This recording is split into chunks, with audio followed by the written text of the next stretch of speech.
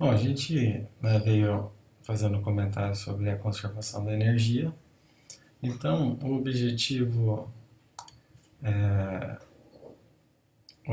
principal é resolver aquela equação diferencial conhecendo a f de x. Ok? Um dos caminhos, né, é escrever a energia mecânica como sendo a energia cinética mais a potencial. Lembrando que a potencial está relacionada à força que tem dependência em x, né? Outro jeito, isso significa escrever mv quadrado sobre 2 mais v de x.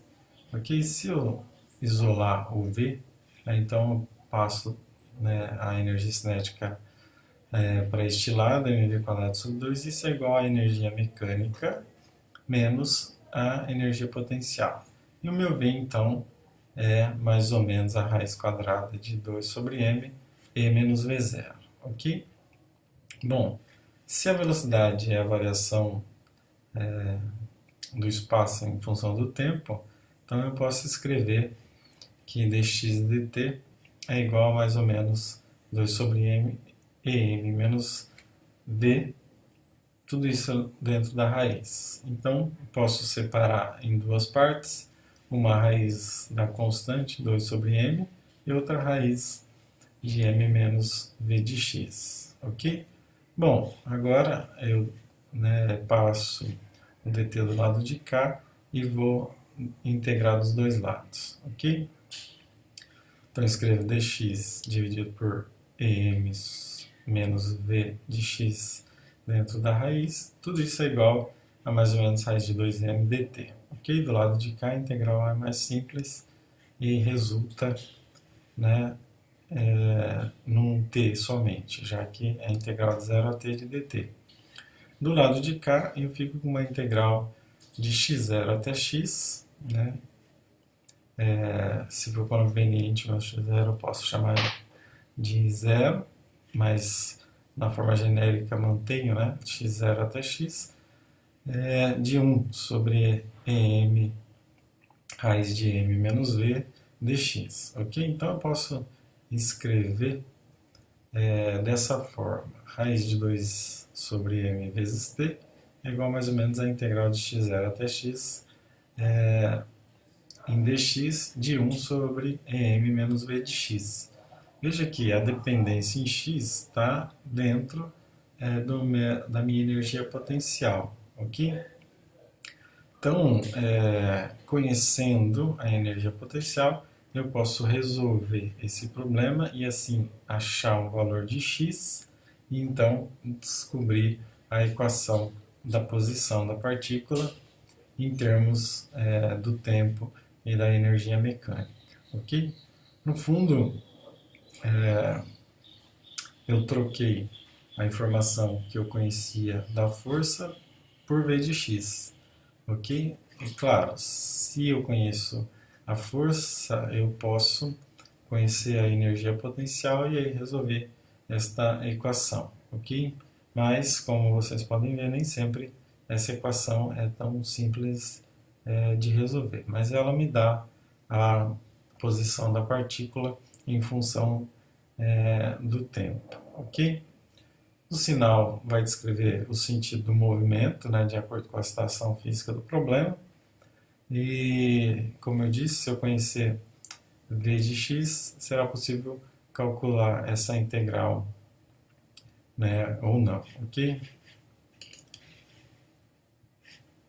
Bom, essa expressão ela tem uma cara, né, relativamente complicada, porque a dependência em x está dentro de uma raiz, ou seja, não é complicado de fazer, mas nem sempre é tão simples de resolver, né? Alguns problemas a gente vai resolver usando aquela expressão.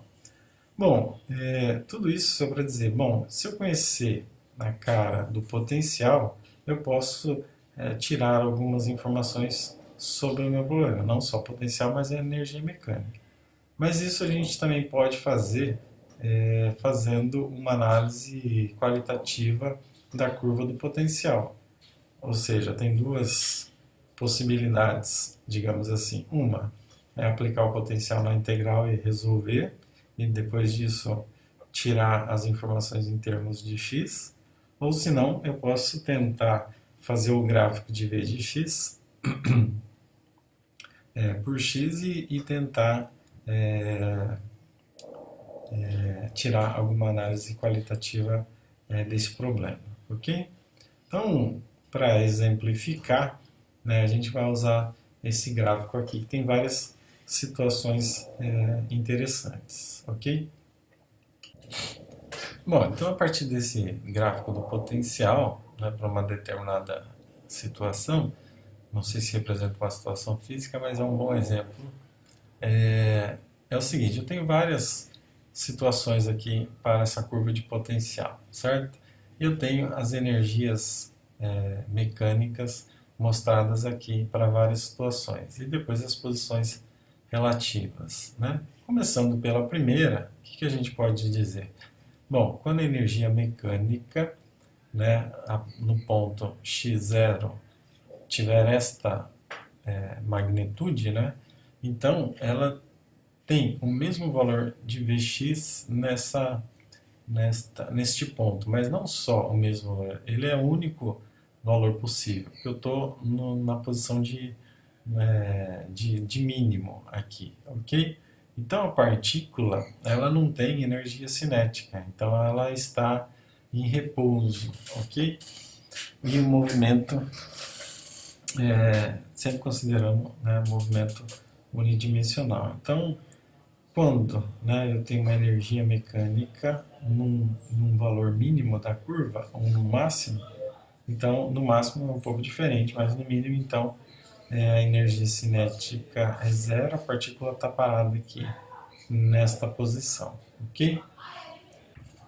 O segundo caso aqui, E1, então eu tenho uma energia mecânica que,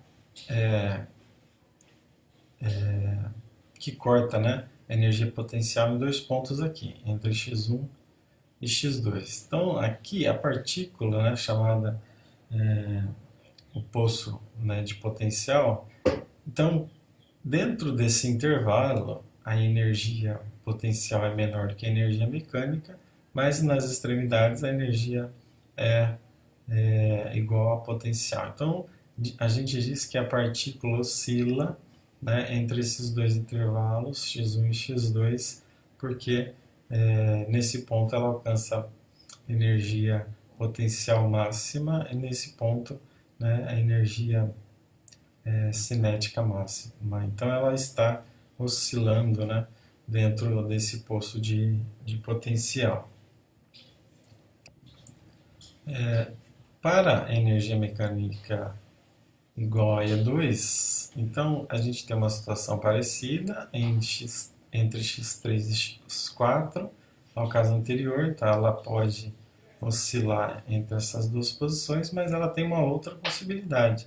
Ela tem uma possibilidade de estar em repouso em x igual a x5, ok? Então, a mesma energia pode condicionar ela a um movimento oscilatório ou uma condição de repouso, ok? Ok, então a gente viu, né, o caso da partícula em repouso para energia mínima aqui. Depois, aumentando a energia, ela pode oscilar entre duas extremidades, tanto no E1 quanto no E2, mas tem uma outra possibilidade dela estar em repouso. Já no E3, ela também continua podendo oscilar entre esses limites aqui, x6 e faltou aqui, né, um outro limite, x6', por exemplo, mas também ela pode estar numa nova situação, que é uma situação de equilíbrio instável, ok? Esta região e esta é uma região de equilíbrio estável, ou seja, ela não tem energia para começar um movimento ou sair desse movimento. A energia aqui é mínima. Nesse caso, qualquer quantidade de energia pode fazer com que a partícula ou vá para o lado direito ou vá para o lado esquerdo. Então, é uma região de equilíbrio instável. Ok? E no último, eu tenho uma energia, ok? Em um ponto somente maior do que a energia potencial, né? Então, aqui a partícula inicia seu movimento e vai é, na direção positiva de x até o infinito, ok? A gente diz que daqui para cá, né, ela está livre, certo? Não estará mais sujeita a nenhum potencial. Se eu considerasse o movimento de vinda, então ela vem, sente, né, uma energia potencial, ou seja, uma força contrária ao movimento, bate e volta e descreve um movimento livre também, ok? Então, o que é dita, né, uma parede de potencial. Ok? São os casos que este gráfico de potencial pode nos dar como informação a partir de uma energia mecânica definida, ok? Então a gente, né, fez essa análise. Eu vou voltar nessa análise rapidinho, mas antes disso, né, eu vou mostrar uma outra forma de escrever energia potencial. Então, da definição que a gente escreveu ali atrás, a energia potencial é menos a integral da força em dx, ok? Se eu derivar ambos os lados, né, então eu tenho que a derivada do potencial é menos a integral da derivada da força dx, ok? Essa integral ela pode estar, né, dentro ou fora da integral e eu vou chegar nessa seguinte relação, ou seja, eu vou aplicar uma derivação numa integração na mesma variável. Então isso significa obter a própria força. Então a força é igual a menos a variação espacial de x, ou a força é igual a menos dv dx, ok? Isso válido para sistemas conservativos. Ok, eu ainda posso generalizar em três dimensões e escrever a força como sendo o gradiente do potencial, ok? Lembrando que o gradiente são as derivadas parciais quando o potencial tem variáveis em x, y, z. Ok? Então posso fazer a mesma análise para y, para z e depois me convencer que a soma dos três vai me dar a força vetorial é igual ao gradiente do potencial, ok? Lembrando que o gradiente é escrito em termos das derivadas parciais, certo?